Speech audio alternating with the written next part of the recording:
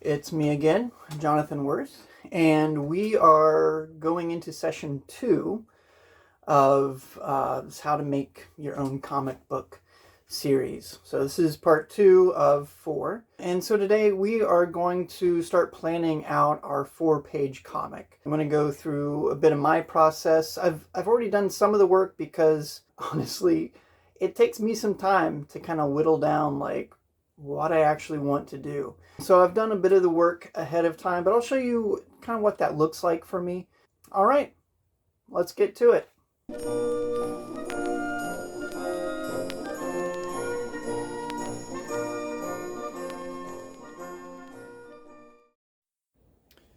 All right, here we go. I don't know if you can hear the rain, so I'm in my upstairs kind of studio area. And I have here at my drawing desk, I'm sorry if I shake the camera a little bit. And so we are going to plan out this story. And so there's a few different elements that we want to cover. So we have a character. Character wants, but there's an obstacle, and in the end, things are different, right?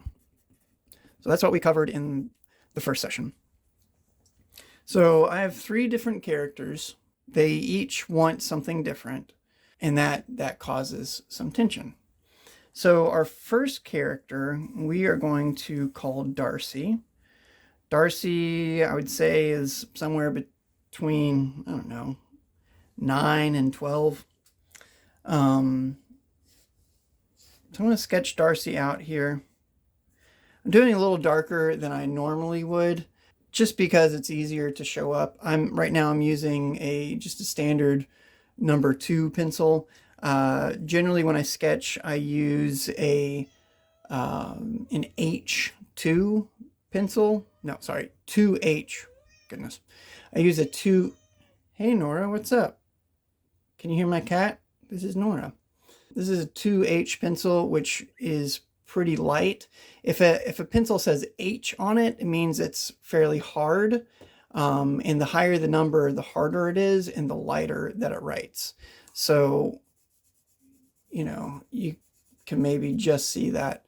If a pencil has a B on it, the letter B, then it's a softer pencil, and it will be darker, but also smear more easily. So, the higher the number on a pencil that's marked with a B, the darker that it will be. And so this is an HB2 pencil. It's a standard number 2 pencil. So it's kind of in the middle as far as hardness goes. So Darcy here, I'm going to give her kind of a heart-shaped face. So ear. I want her to wear a hat. It's going to be one of those kind of like trucker style hats with like the vent in the back. I like that style of hat. I think it's cool. But what do I know? All right.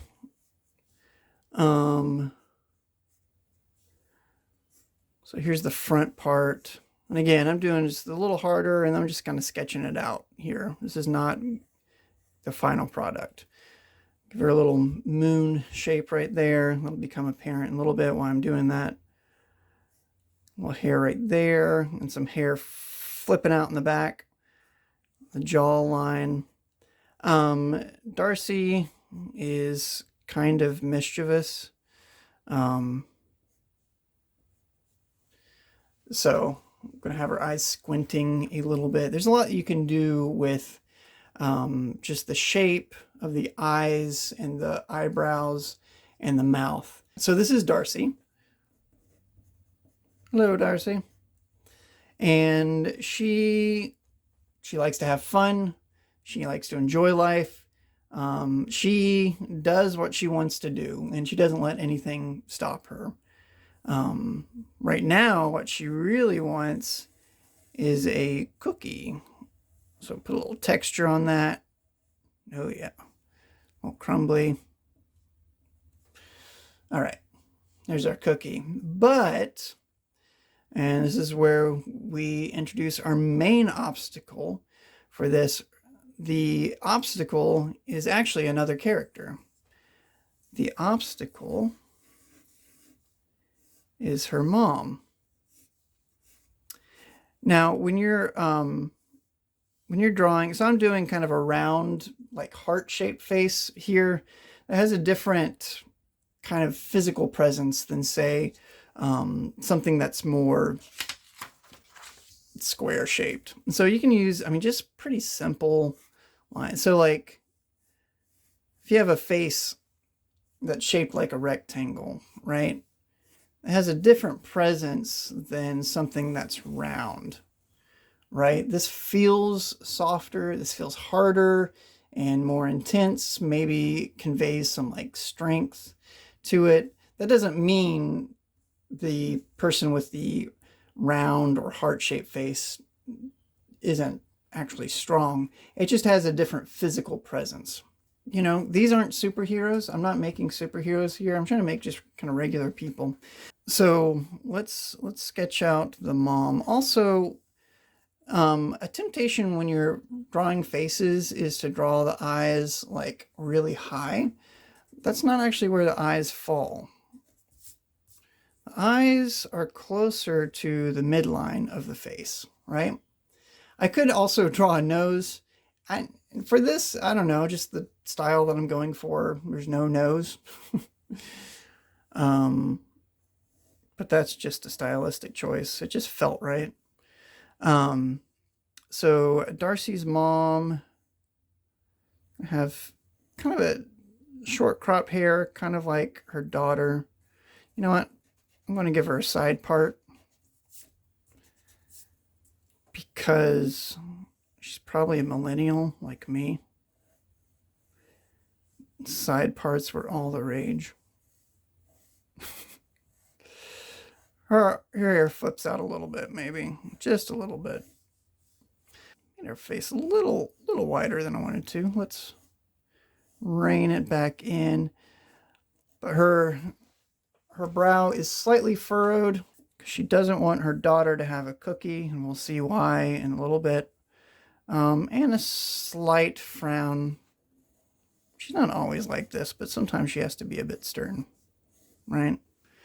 That is a very sketchy face. We will clean that up. Darcy's mom, we'll just call her, what should we call her? She's a millennial, so what's a good millennial female name? Let's say Ashley. That was popular. So this is Darcy. This is her mom, Ashley. Ashley doesn't want her daughter Darcy to have cookies after dark. Let's draw a moon here. And the reason for that will become apparent later. We have a third character here. In Ashley's butt, her obstacle is Darcy wanting the cookie. So we have these two characters and their obstacles are each other. And their wants, because their wants are opposed to each other. I'm adding a third character who is a cat who makes kind of brief appearance, doesn't have a huge part in it. Meow, little cat face. All right, and this will be Ophelia.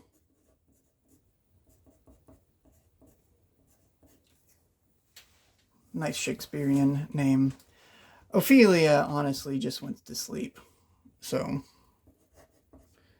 she just wants her Z's, huh? All right.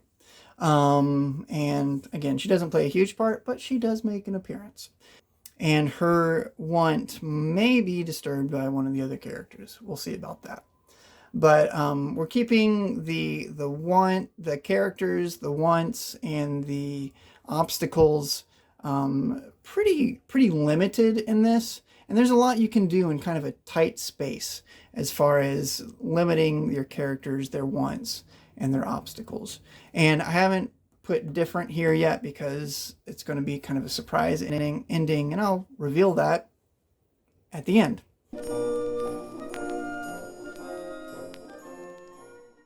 Okay, now that we have our characters, their wants, and their obstacles, let's move on to the next phase.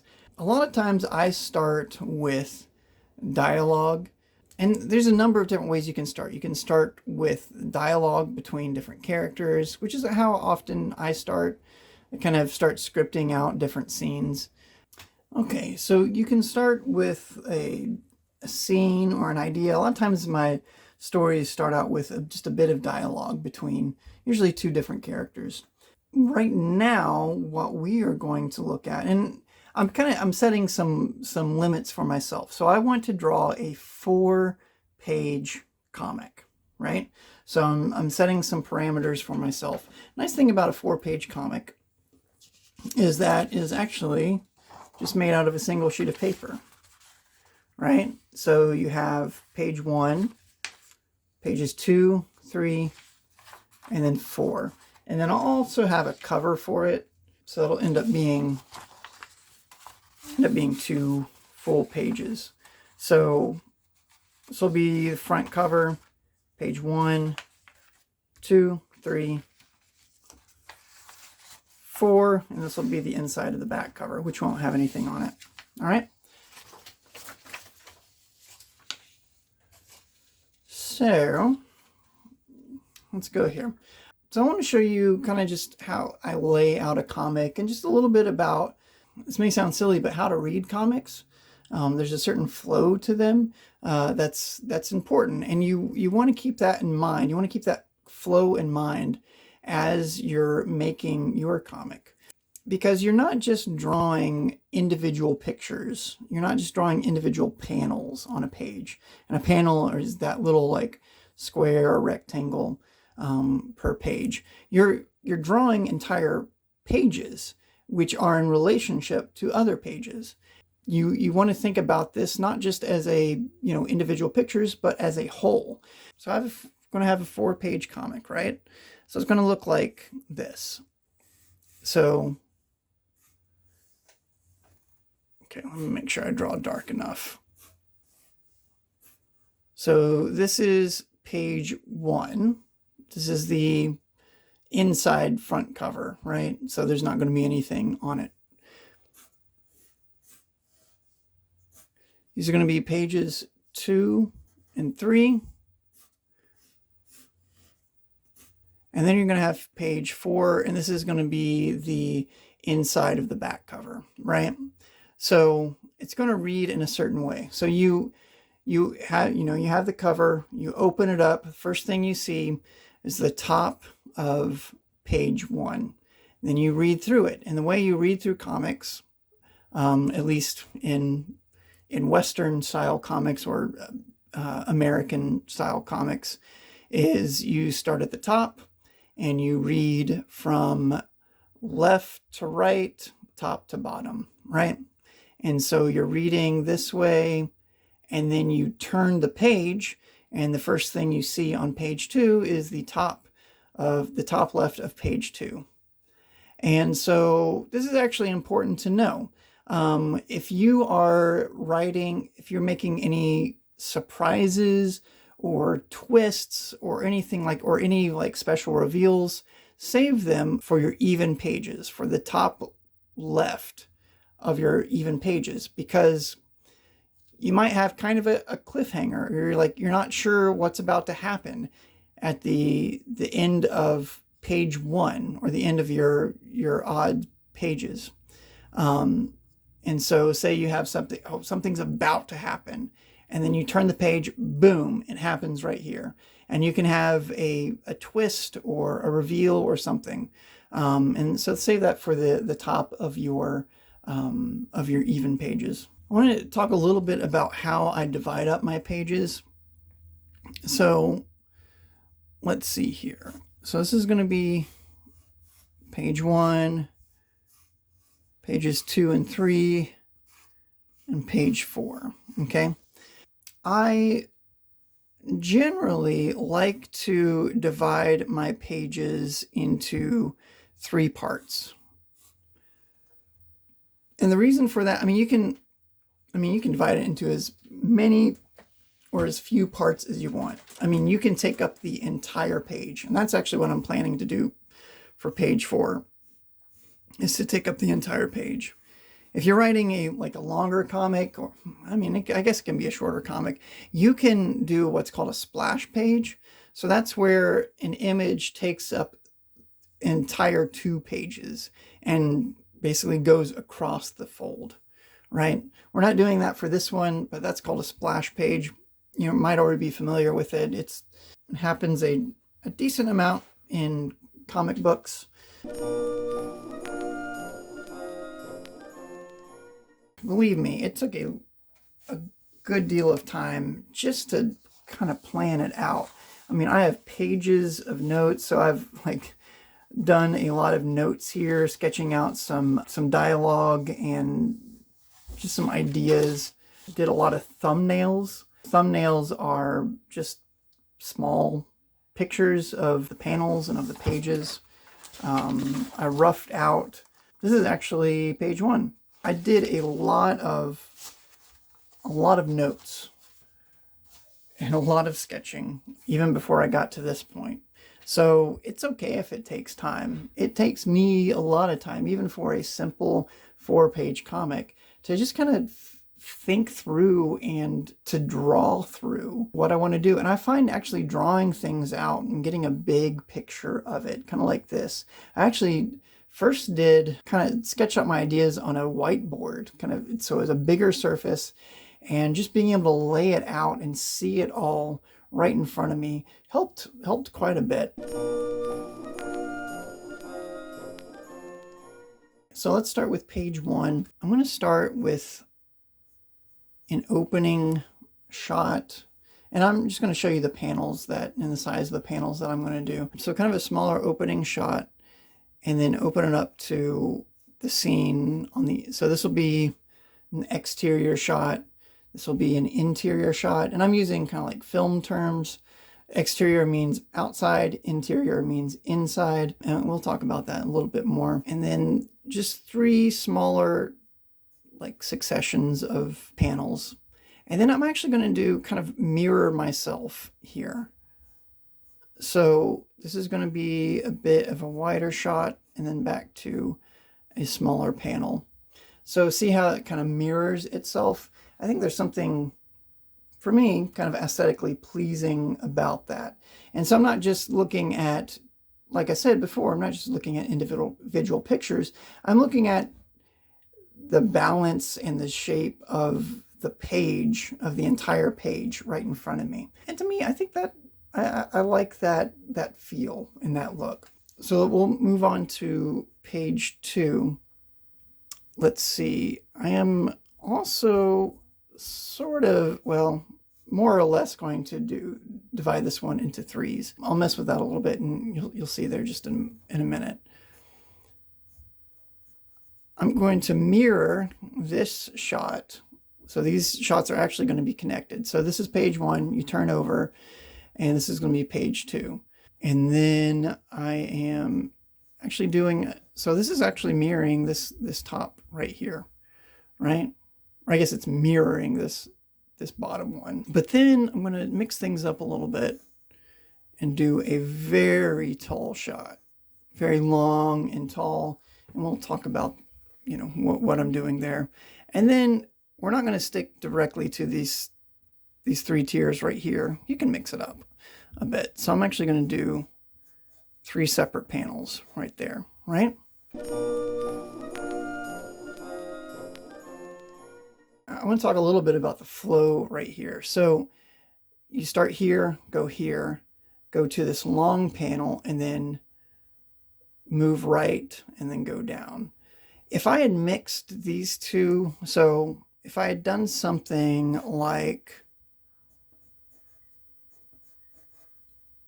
okay, let's do 1, 2, 3, and do a long, tall panel right there.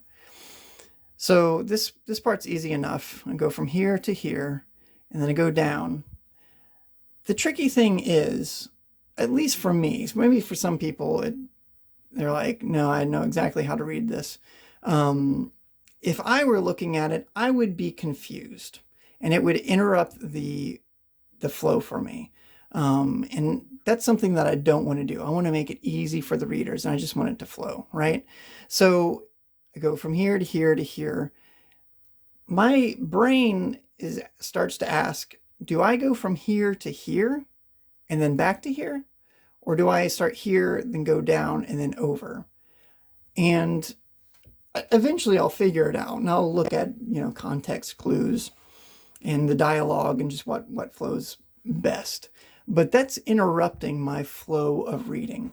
I don't want to do that for the reader. So this here seems more intuitive to me. Start here, read this panel, and then go down here like that. This next panel, page 3, I'm going to make super simple. And if you want, when you're starting out, you can make this as simple as you want. One of the things when I started out, I was so scared by, it was like, I read all these comics and there's so much variation. Like, and I'm thinking, of like the panel sizes and shapes, and like some of them don't even have panels, or they're popping out of panels. And I just got really intimidated, and I thought, how am I ever going to like think of how to do that? When you're starting out, you don't have to do that. I want you to get the kind of the flow of it. And if you want to do something very simple, just like a 3x3, right? So you have 3 panels across, 3 panels down. I mean, that's super simple, very easy to follow. Start up here, go across, go down, go across, go across. And that's very, very easy to read. And you can kind of get so if you want to start out with something like this, go for it. I also I haven't used it in this comic, but so I do just 3 wide panels across. Super easy to read. It gives you plenty of space to work with. And I like that one a lot too. For this, I've felt comfortable mixing it up a bit. And my final page, page 4, will actually just be a full page picture. And again, I'm not telling you what that is yet. All right, and so I've already kind of sketched this one out. You might also be thinking about, like, what size do I want my comics to be? And that's a really good question, because there's no standard size to comics, and I'll show you what I mean. Okay, so I have a few different examples here. This is a really good one. Chris Schweitzer, an artist, comic book artist that lives in Kentucky. I got to meet him. He's a really cool guy. I really like his work. So this is about 6 by 9. The full comic book, and I think a number of independent comic books are 6 by 9. This is a good size. And you look inside, and the actual panels, 5 inches by just about 8 inches, so 5 by 8. There are others. So, like, by the way, this is a really good resource. I highly recommend it. Making Comics by Scott McCloud. And he goes through, I mean, this dude knows his stuff. What is this size? Let's see. This is about just over 6.5 by 10 inches. And the inside is about 6 by 9. So the inside of this, like the panels, the entire shape of the panels, is about 6 inches by 9 inches. And then you have larger and smaller size. What I'm going to do, and this is something I made for another class I did. So these are just regular sheets of paper that I printed on, and that's what I'm going to do for this one. I ended up drawing it out. I think I drew this out at 6 inches by 9 inches, and then I shrunk it down using Microsoft Word. I scanned in my pages, and then I formatted them on Microsoft Word, saved it to a PDF, and then printed it out in a booklet form. And we're going to go through that in our last session, just how to do all that. So I'm wanting to use, and these are comics for your own enjoyment. You can share them with friends, with family. You could sell them at like a zine fest or something like that, or sell them to just random people on the street if you wanted to. But I want to give you some tools to use, just really simple tools that you might have right around you. I mean, copy paper is pretty cheap and pretty easy to get. Pencils, pretty easy to get. You can just use a regular ruler, or you can invest just a little bit of money and get one of these gridded rulers. So I'm drawing this out at, the ratio I'm drawing it out is 2 by 3 or 2 to 3, which just means that the width of it is going to be a multiple of 2. So we'll do a little bit of math here. And so you can multiply this out.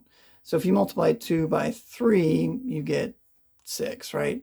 If you multiply 3 by 3, you get 9. And so that's where we get the, 6 by 9. I mean, you can go crazy. You don't have to use a 2 to 3 ratio. It's one that I like because it's tall without being obnoxiously thin. I think it has a good feel in the hands, like a 6 by 9 or something close to that. And it's, when you think through your ratios, you're able to make kind of uniform like tiers or panels and be able to measure that out. So we are going to be using a bit of math. So let me walk you through this first page that I have sketched out. So we're going to start out, this is the moon. So this is our kind of establishing shot. And sometimes I think about comics, when I'm making comics, I think about like if I were watching a movie.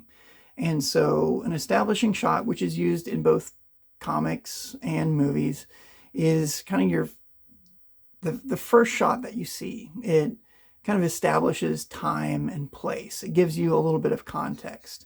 So I'm showing the moon here, so it is night. And then I go to our interior shot. So this is in the home.